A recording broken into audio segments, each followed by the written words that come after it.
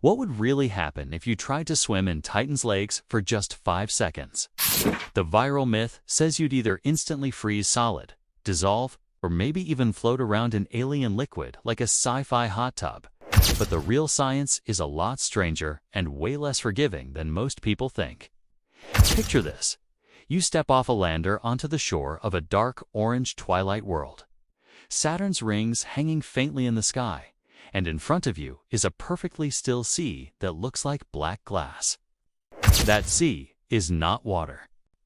Titan's lakes are made of liquid methane and ethane, hydrocarbons that behave like a kind of ultra-cold natural gas ocean. Sitting at around 179 degrees Celsius, or about 290 degrees Fahrenheit. At those temperatures, the rules your body evolved for on Earth simply don't apply anymore, and that is where this myth-busting story really begins. People imagine it in simple Earth terms. If it's just a cold lake, maybe I could jump in, hold my breath for 5 seconds, and scramble back out before anything really bad happens. It sounds almost reasonable because we are used to thinking about cold water, not cryogenic liquids. On Earth, an ice bath is painful but survivable, and even freezing seawater takes a while to give you hypothermia. But Titan is operating in a different regime altogether. That methane-ethane mixture is so cold it can freeze many materials almost on contact. And the air above those lakes sits at nearly the same brutal temperature, thick with nitrogen and methane that you cannot breathe. Here's where it gets interesting. If you somehow appeared on Titan right beside a lake without a suit, you would be in trouble before you even hit the liquid. The air is so cold that the moisture on your skin, in your eyes, and in your lungs would start to freeze in moments. Titan's atmosphere is dense about 1.5 times the surface pressure of Earth, so it wraps you in a heavy, choking blanket of nitrogen and methane that offers no oxygen at all. You would not have time to take a deep breath and jump because there is nothing to breathe. Suffocation and extreme cold are already in play before you even touch the water. 5 seconds feels short in a TikTok, but in an alien environment like this, it's more than enough for things to go very, very wrong. Still, let's grant the thought experiment. You have some way to hold your breath, to pop into existence at the lakeshore, and then dive in for 5 seconds. What actually happens the instant your body hits Titan's lake? First, you do not boil and you do not explode, which is one of those surprising truths people on the internet often get backwards. The pressure at Titan's surface is slightly higher than Earth's, so your blood is not going to flash into vapor the way it might in the near vacuum of space.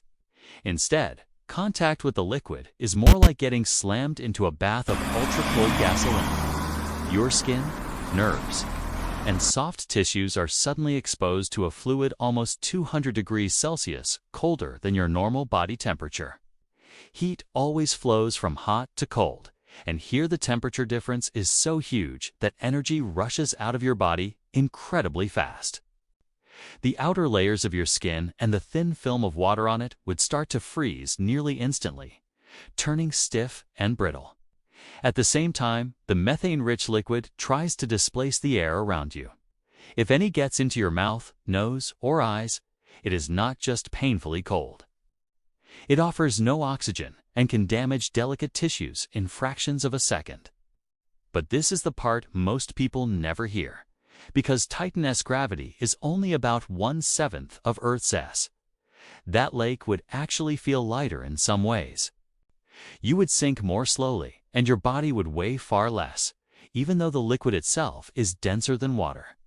In those 5 seconds, you might not plunge as deep as you imagine in your mental movie. It would be more like slowly submerging in thick, freezing oil.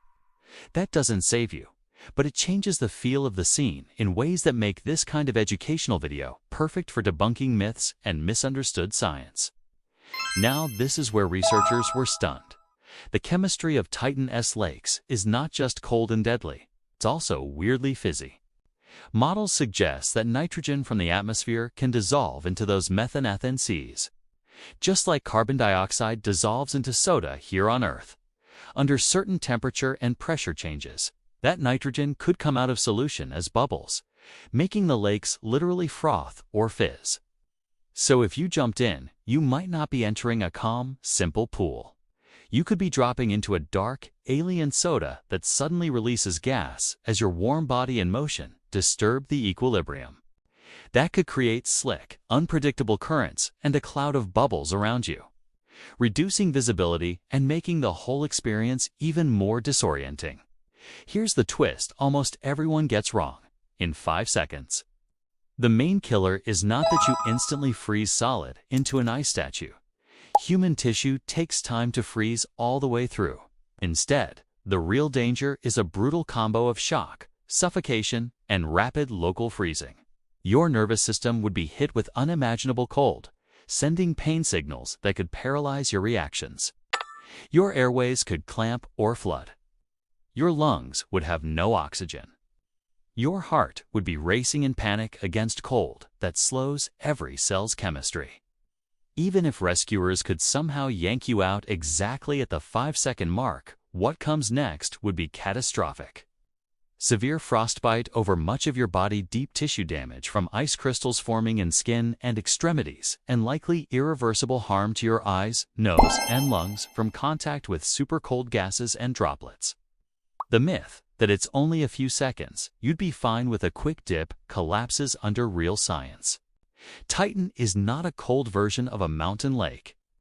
It is a cryogenic environment designed by physics to be hostile to warm, water-based life. Here's where it gets interesting again. The lakes that would kill you in 5 seconds might also be part of what makes Titan one of the most exciting places in the solar system for planetary scientists.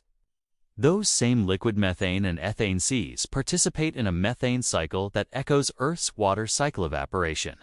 Clouds, rain, rivers, and lakes carved into the surface over millions of years.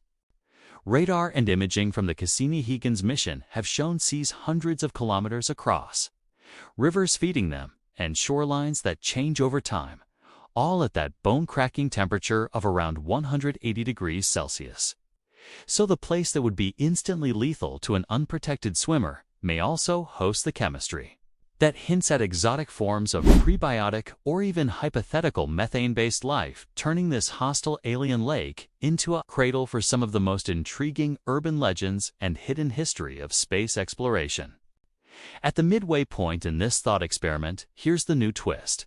In reality, you would never be allowed to swim there at all, even with a perfect spacesuit.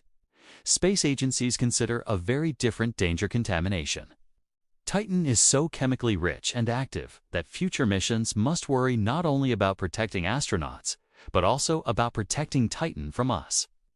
Any direct contact between human biology and that environment risks seeding it with Earth microbes or organic residues that could confuse later searches for alien life. So the counterintuitive, surprising truth is that the scariest part of this scenario is not just what Titan's lakes do to you, but what you might do to Titan. Real missions talk about submarines, robotic boats, and careful landers that sample the liquid from a distance.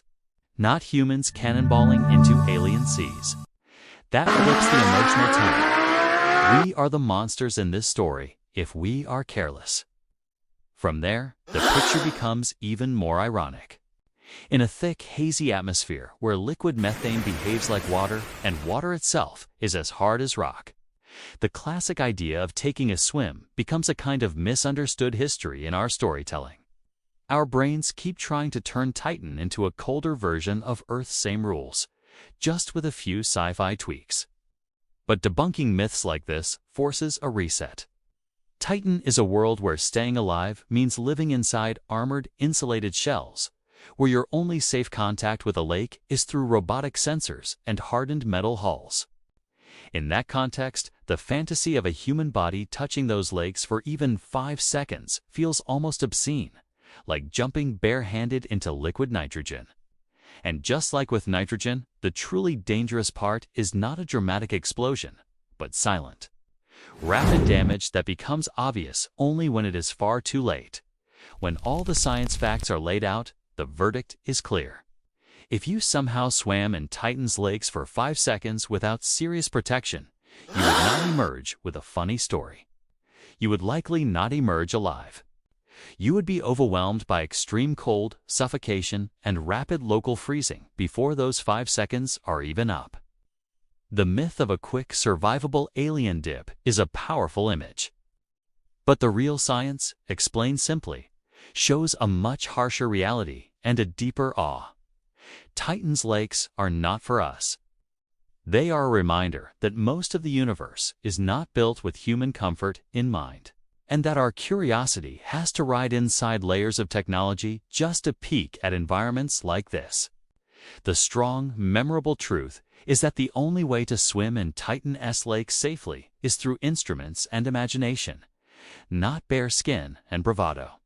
So the next time you see a cool space art of someone diving into a glowing methane sea, remember, it makes a great documentary voiceover, but a terrible vacation plan. What myth should I break down next?